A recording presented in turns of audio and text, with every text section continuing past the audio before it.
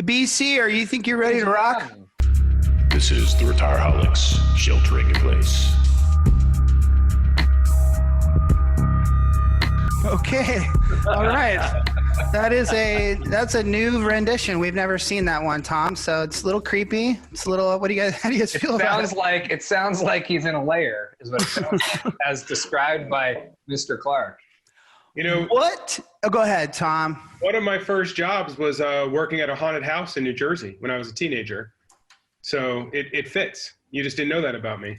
Fun fact. Fun fact. Well, but I don't understand why you don't like living in a dark house. That's right. That's right. Welcome, everybody, to another episode of Sheltering in Place with the Retireholics and our guest here, Mr. ERISA attorney Tom Clark. ERISA.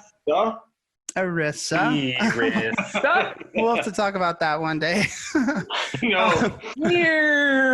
Thank you to all the people attending live. We really appreciate it. You must be some 401k hungry animals, the lot of you. And so we appreciate you showing up on Tuesdays and Thursdays at 4:30. We're getting lucky. We've got some good guests because if it was just us talking 401k, it definitely is a shitty webinar.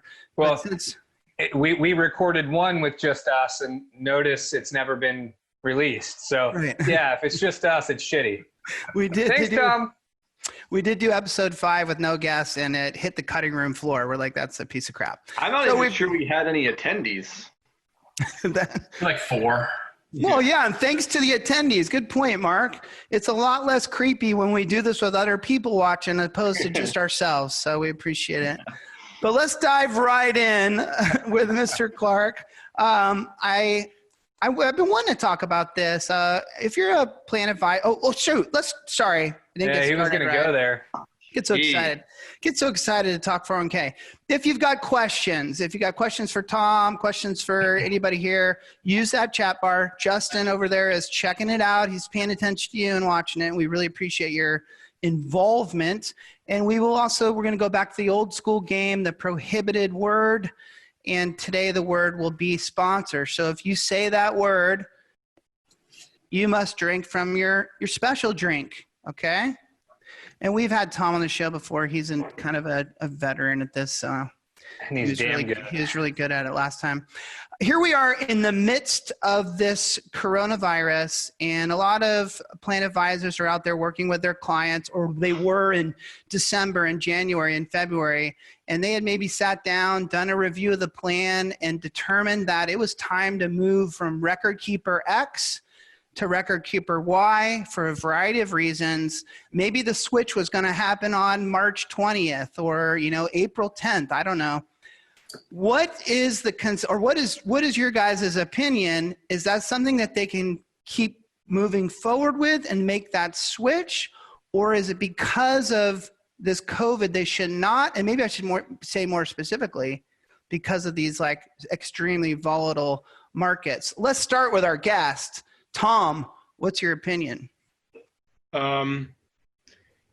one of those things, right? Really depends on why you're moving. If you're trying to get away from a really bad record keeper who's making a lot of mistakes and you need to get to somebody who's doing better, I can see more of an argument.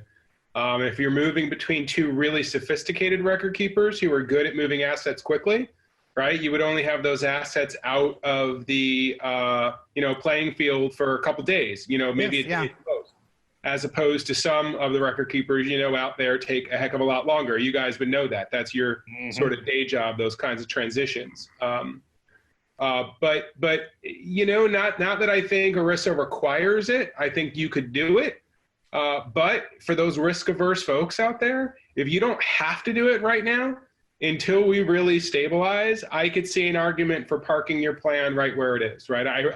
If somebody made that decision and they documented that and said, we really think that the volatility scares us, what happens if the market goes up? Look, right today, didn't it go up a bunch and now it's, did it go back down again today? Yeah, it's down today. I saw an article that says April was the best month in a long time because of how bad March was, right?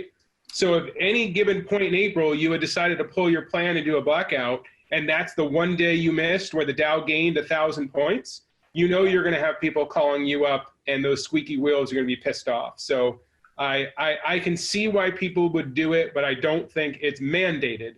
But I can see why people would be concerned. Seems like the defense of saying we chose not to move because of the volatility is easier than the defense of saying we moved and we had this massive downturn and now all our employees are calling the DOL and voicing complaints.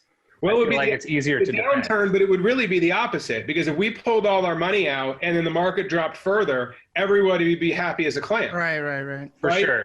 So it's the upswing that's crazy. It's when the money's out of the market. Yeah, it's the climb that's the scary part. To me, we're always dealing with up and down days. To me, it's the volatility. It's the amount that things are up and down that creates this new narrative, because we always deal with that. And you get clients that complain about that in a regular time when they go through a transfer and the market has a couple great days and they're like, holy cap, what happened? We shouldn't have done this at this time. You're like, well, you can't predict that. When I looked at Napa, their results, they had 44% of advisors that they polled said that they were still on schedule to do these transfers. So it seems like the advisor community and or the clients they represent doesn't necessarily agree with the concept that you have to put it on ice, or at least a good chunk of them. Let me shift gears a little bit on the same subject, but what about the participants? They're in the midst of these crazy times. Maybe you've furloughed part of your staff. They're busy watching Fox News and CNN and are stressed out. Could you make the argument that just given the current environment, I mean, stock market aside, that making a switch from one vendor to another vendor, I mean, the education, the ability to answer their questions, is it just not a good time to do it? Or is that just being too heartfelt? You want to go to me or anybody? Yeah, sure. Well, Mark and Justin tend to not answer my questions very often. Okay. So go ahead, Tom. No, I mean, I think that's a fair, like a lot of things in our world, we try to presuppose what people are going to be thinking and what environment they're in and where their heads are at. And no, I really do feel that's a very fair assessment. Again, it's not a mandated one, but if a plan sponsor said to me, you know, you're right, I just cut everybody to 50% furlough pay. Like the last thing in the world they need is a bunch of notices that we're switching from X to Y, because they're already pissed off at me. They're already scared, you know, or they're already hurting. And now they think I'm going to try to steal their money or there's some weird thing going on. You just don't need to stress people out. Can we talk about the opposite of the argument here, just for all the attendees listening in? I mean, if you feel as though you should move forward, or you're part of that 44% of those advisors I referred to, I think that one of your concerns is, and I'm stealing this from Nevin, but that you're kind of stating out loud now that you want to time this thing when markets are better. Like you have some idea when markets are going to be less volatile, or there's a better chance for that down day versus the up day. And maybe that's a bad message to put out there as a fiduciary. And so you made these decisions. I'm just going on the other side of the coin now. You made these decisions for reasons. They obviously had to be prudent reasons and fiduciarily sound, and maybe some of them are very, very important. I mean, you've decided to upheave this entire plan and move it. So just because you're forced with this landscape, does that trump all of those reasons that you were moving? And I guess that's really what it comes down to, right? Which value is better? The previous decisions or the fear of the current volatility? Is that a fair assessment? I mean, it is, but you know, putting on the old Tom hat, right? I can sue you for anything, including being ugly. So, you know, like. Watch it.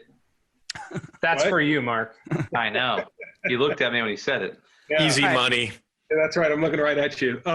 You know, it's so JD, I mean, you're 100% right. You could easily come to the opposite conclusion, but all that being said, if the market goes up and somebody misses that gain, especially if they've got a more aggressive portfolio, that person is going to be knocking on your door. And I have been in those situations, even under the best of circumstances, where somebody loses something over 48 hours, and you know, and in the end, it doesn't make any sense to pay me to defend a claim when the entire claim's $1,500. They're going to pay me at my hourly rate, and the plan sponsors just write the check. And